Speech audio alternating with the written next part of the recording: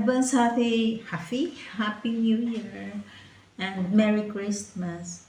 For today's video guys ay gagawa tayo ng fruit salad ng ating version. Fruit salad lang muna guys kasi kami lang naman dalawa. Maghahanda ka ng marami. Kami lang dalawa. So, naisipan ko fruit salad na lang. Tapos yung iba, saka na lang kung kailan gusto. So ngayon guys, dapat ay maghanda talaga. Meron tayo ditong lalagyan. Green na green, color of the year. Siyempre, kailangan pag naggawa tayo ng ganitong mga dessert, may mga gamit tayo para hindi na tayo maglabas-labas